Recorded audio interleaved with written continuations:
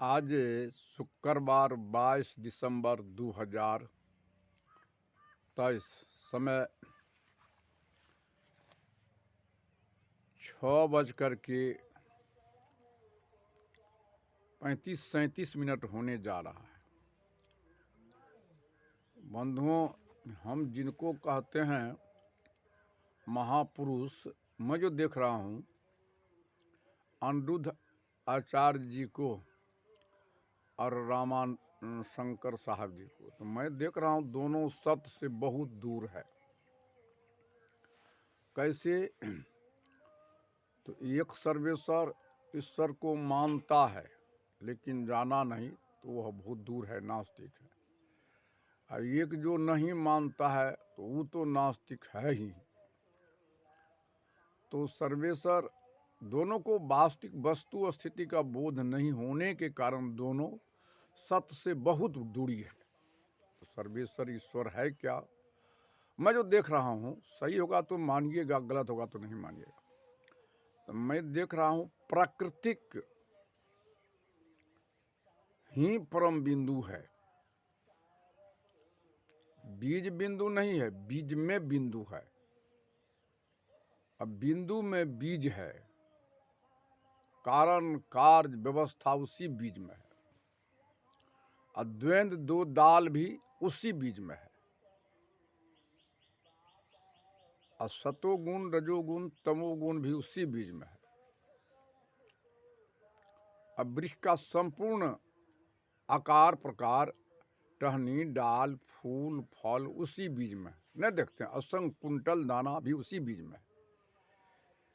एक से अनेक बनता है, अनेक से एक कहाँ है? उसी परम बिंदु में है, प्राकृतिक में है। प्राकृतिक ही परम बिंदु है, सर्वेश्वर है, ईश्वर है, सांस है। मैंने कहता हूँ, जो मेरा बात को मानिए, वही सर्वेश्वर सांस का ये दोनों बिंदु का दोनों रूप है। पेड़ पौधा जड़ के सहारा, हम आप सांस के सहारा। उसी सर्वेश्वर को, ईश्वर को, सांस को जीव भी कहते हैं, खुदा भी, गॉड भी कहते हैं। और वही कण कण और घट घट में क्रिया करती है। तब हम भोजन लेते हैं, लार रस, खून मांस मज्जा हड्डी, तब चाम रोम, तब बीज बनता है। बीज से वृक्ष, वृक्ष से बीज, नित्य बनता बिगड़ता है। मैं विचारने के लिए कहता हूँ, बनाने वाला कौन है? वही सर्वेश्वर है, ईश्वर है, खुदा है, गॉड है, जीव है, सब प्रियवाचिक शब्द है। इस सांस से है। सांस जहां रुक जाएंगे ना, तो निर्माण वहीं रुक जाएगा। सर्वेश्वर सांस के बिना पत्ता नहीं हिल सकता, मैं चैलेंज करता हूं। और उसी सर्वेश्वर ईश्वर का सांस का सत्ता प्रत्यक्ष सूर्यमणि के समान ज्योति जल रही, जिनको हम चेतन कहते हैं, जो सबको जान रहा, सब कोई इनको नहीं देखता। उनका ही सत्ता प्रत्यक्ष है। प्रत्यक्ष का प्रमाण नहीं होगा, मूल का मूल नहीं होगा। तो सांस से अलग हम एक भी बात नहीं कर सकते। तो वही सर्वेश्वर का सांस का सत्ता ही चेतन है, जो घट घट में बोल रहा, प्रत्यक्ष है, प्रत्यक्ष का प्रमाण नहीं। तो सांस से अलग बात करके धरती पर कोई, मैं चुनौती करता हूँ, दिखा दे। तो वस्तु स्थिति का बोध इसलिए नहीं हुआ। तो मेरे हृदय में तो सर्वेश्वर ईश्वर सांस है ही, और सांस ही शरीर का निर्माण भी करता है। तो विषय तो लंबा होता है।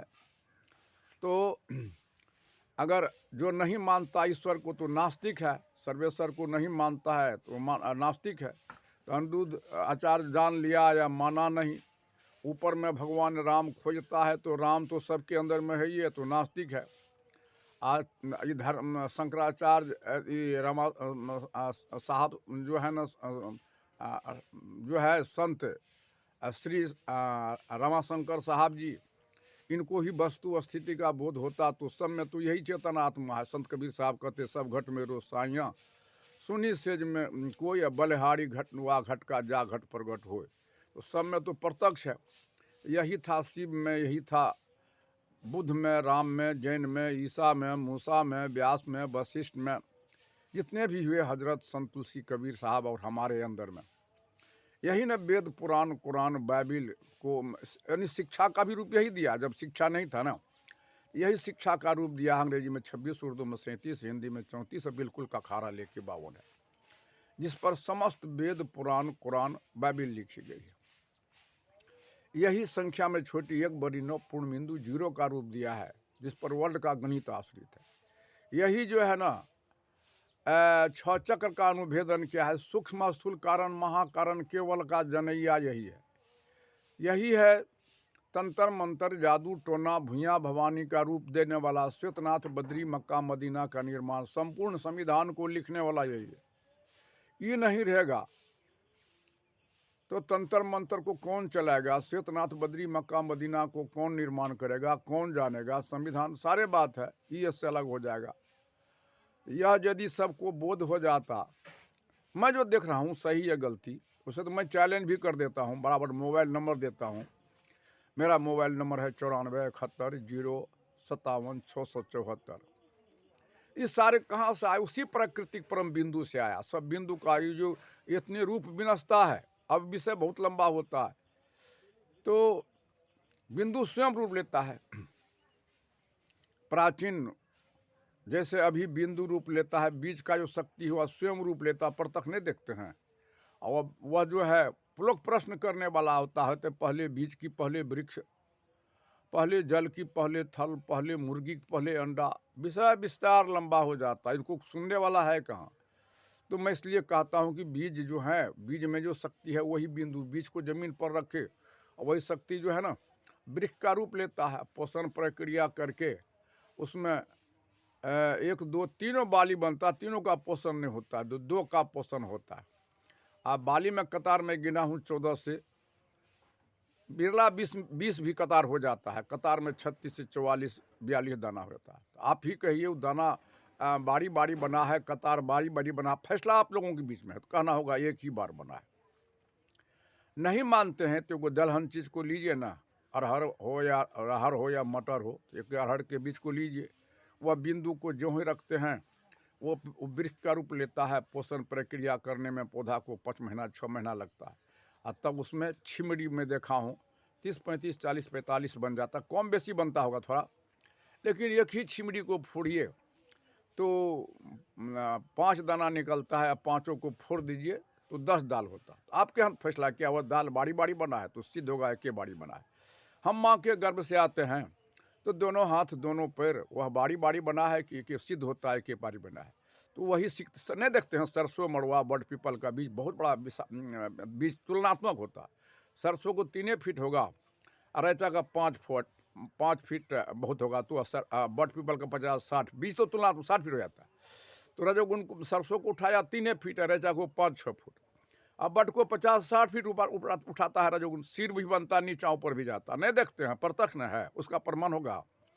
उसी में 50-60 फुट लकड़ी है, और रजोगुण गुणात्मक में उसको 50-60 फीट बना देता, तमोगुण गुणात्मक 50-60 फुट लकड़ी, 5-10 टेलर लकड़ी हो जाता, न देखते हैं। सत्वगुण एक हम फल लगाते, संग फल फूल उसी में है, तो बीज तो सरसों के मुताबिक है, और उसमें लकड़ी 15-20 टेलर हो जाता, तो उसका खाक कितना होगा? अरे को 2 टेलर तो होगा।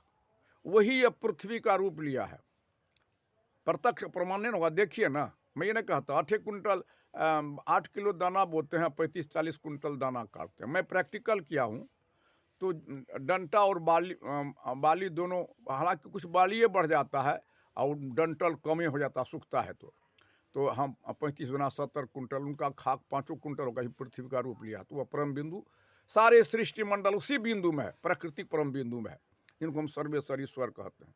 जो नहीं मानता नास्तिक है ना, उनको पता नहीं है, और जो मान लिया दोनों नास्तिक, वस्तु स्थिति का बोध नहीं है। प्राकृतिक ही सर्वेश्वर ईश्वर है, परम बिंदु है, और प्राकृतिक ही वह जो है ना वह बिंदु स्वयं रूप लेता है। प्राचीन जिनको सतपुरुष अद्या कहते हैं, आदम हवा के दोनों रूप में लिया था। जितने भी देहधारी है ना, सब कोई प्रत्यक्ष नहीं देखते हैं, माता ही पिता के द्वारा पैदा लिया, सबका शरीर प्रत्यक्ष नहीं देखते हैं, माँ के ही गर्भ में बनता है। या मैंने कहा था मेरा बात को मानिए, सही है तो मानिए, गलत है मत मानिए। माँ के गर्भ में बनता है, जहाँ जोर जोर से कोई ध्वनि आवाज़ नहीं होता, और कुदरत को बाल बाल बनाने में भूल नहीं हुआ। विचारने के लिए कहता हूँ समाज के प्रबुद्ध बुद्धिजीवियों, ज्ञानी विज्ञान, मैं इतना धिक्कार भी देता हूँ, क्यों हमारे ज्ञान की दीपक बुझ गया है। अकल की चाबी खो गया है, विवेक का आंख फूट गया है, क्यों हम नहीं विचारते? खुद निर्माण करता है खुदा खुद में, शरीर में कोई ध्वनि आवाज नहीं होता है। कुदरत को बाल बाल, कैसा वह कलाकार है धनु सुतिहार मंदिर निर्मायो, टेर घोंच घोन कोरल लगा, इस पर विज्ञान अणु परमाणु इलेक्ट्रॉन प्रोटॉन अल्फा बीटा कहाँ पहुंच गया बीजा नहीं पाया। गर्भ से निकलता है कोई, क्या करता है, सीखा ठीक रख लेता है, कोई सुन्नत खतना कर लेता, कोई कृपान तलवार लगा, कोई क्रोश पहन लेता है। जनमानस का मानसिक सोच बिगड़ा हो सुधरा, मैं इस आपके जन अदालत में फैसला देता हूँ। ये किसका दिन है? यही धर्म गुरु जिनको आप कहते हैं धर्माचार, अनिरुद्ध आचार्य जैसे जैसे, यही जिनको कहते हैं संत रमाशंकर साहब जैसे, वस्तु स्थिति का बोध वह बनाने वाला। अब सब कोई पैदा लिया है माँ बाप से, माता पिता को आज जहाँ से हम जन्म लिए पगडंडी वहीं से उठाएंगे, वहाँ 1 किलोमीटर नहीं होगा, 0 माइल होगा। वहाँ से चलते चलते जहाँ 1000 मीटर पूरेगा वहाँ 1 किलोमीटर, उधर से घूरेंगे तो वहाँ भी 1 किलोमीटर नहीं, 0 माइल होगा। वहाँ से आते आते मुंडावृत्ति करते फिर जिस गंतव्य जगह से मैं चला था वहाँ आप पहुँचेंगे, 1 किलोमीटर होगा। 1 किलोमीटर न इधर है न 1 किलोमीटर उधर है, बीच वाला प्रक्रिया 1 किलोमीटर है। माता पिता 0 माइल है। मैं चैलेंज करता हूँ, तो 0 शून्य बिंदु लिखा पढ़ा नहीं जाता। जब तक 0 का प्राथमिकता नहीं देंगे तो गिनती पूरा हो जाएगा। मैं चुनौती करता धरती के गणित को। तो माता पिता को सप्ताह पर रख दिया है। यह क्या अधिकार है इनको आचार्य ऋषि महर्षि महापुरुष कहलाने का? एक उठता है, निर्माण होता है माँ के गर्भ में, ये कहता है बोलबा में, कहता अल्लाह अकबर। क्या वो खुदा बहरा है? क्या अल्लाह आपसे अलग है? ईश्वर आपसे अलग है? किसको पुकारते? पागल किसने किया? खुदा तो खुद में, खुदा खुद से जुदा होगा तो निर्माण होगा ही नहीं। ये सारे धर्म गुरु जुल्म कर रहा है अपना अपना बड़ोपन के लिए, बिजनेस करने के लिए, नाम करने के लिए। सब कुछ समाधान कीजिए ना। पहले किसका तो विषय तो मैंने जाऊंगा। उसी तरह धरती के रूप में माता, आकाश के रूप में पिता है, माता पिता के द्वारा जन्म लिया है सब कोई, अंतिम में इसी माँ के गोद में सो गया है। और गुरु क्या है? सबके अंदर में यही चेतनात्मा है। जैन, बुद्ध, ईसा, मूसा, हजरत, व्यास, वशिष्ठ, तुलसी, कबीर, सबके अंदर में, हमारे आपके अंदर में वही चेतनात्मा क्या है? उसी सर्वेश्वर का, ईश्वर का, सांस का सत्ता ही चेतन है। तो चेतन जानता है सर्वेश्वर को, ईश्वर को। सांस से अलग बात करके दिखा दे, सर्वेश्वर से अलग अलग बात करके दिखा दे। मैं पूछता हूँ अनिरुद्ध आचार्य को, आया संत श्री रमाशंकर साहब जी को, तो मैं उनके चरणों का धूली बन जाऊंगा। पर वचन में तो झड़ी लगा देता है। अरे 12 जाता, 2008 में हम मीरगंज में थे, 2 महीना ना अल्लाह आया ना ईश्वर आया। अपने सड़क नहीं है, मंदिर मस्जिद सब ढा, लेकिन उस पर लोग भी कर देते हैं। तो आज घर घर में माता पिता रो रहा है। आई कहता है कोई गुरुदेव, गुरु महाराज, कोई कहता है जय श्री राम। कहाँ से पैदा लिया? माता पिता से।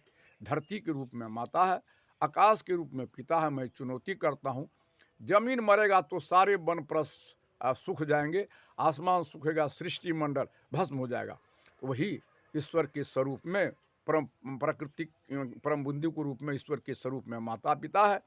और वही सर्वेश्वर ईश्वर कण कण में निर्माण कर रहा है। न देखते हैं इस सारे माँ वसुंधरा हमको क्या दे रही है? सारे फल फूल अनाज सब दे रही है। और हमारा प्राकृतिक परम पिता है जो हमको सबको हवा बादल बारिश देती है, जिससे हमारा जीवन फलता फूलता। उसके गोद में हम लोग हंसते गाते नाचते बजाते हैं। हम सब एक माता पिता के संतान है। ये लोग यदि अभी सबको जोड़ना शुरू किया, न हिंदू हूँ, न मुसलमान हूँ, न सिख हूँ, न ईसाई हूँ, न यहूदी, न पारसी हूँ, हम सब एक सच्चा इंसान है, माता पिता के संतान है। इसलिए मैं मानवता के नाते पुकार के कहता हूँ, हम सब एक विचार मंच पर आवे, किसी विषय का अनुसंधान संशोधन करने के लिए वैचारिक क्रांति करे और जन अदालत में फैसला करे। जो सर्वमान फैसला उसका कार्य का रूप दे, तब समाज में शांति का स्थापना होगी। दूसरा कोई विकल्प नहीं है। कितनों ये गाने बजे न, कभी साहब तो साफे कह दिया गए न बजे न नहीं मिलता ठोर, अब भूसा फटक न नहीं मिलता चोर। फिर कहा गाबो बजाबो खूब मचाबो शोर, शबद के मथ तब मिलता ठोर। तो शबद के मथा यदि अपना से अलग ईश्वर हेते तो मान लेवे, आ शबद के मथा अपना अगर यदि ईश्वर नहीं हेते तो नहीं मानवे। आई हम झूठे दोनों जो है ये अपना बड़ोपन करने के लिए लगा। ये क्या ये देश के आज शिक्षा पशुवत हो गया।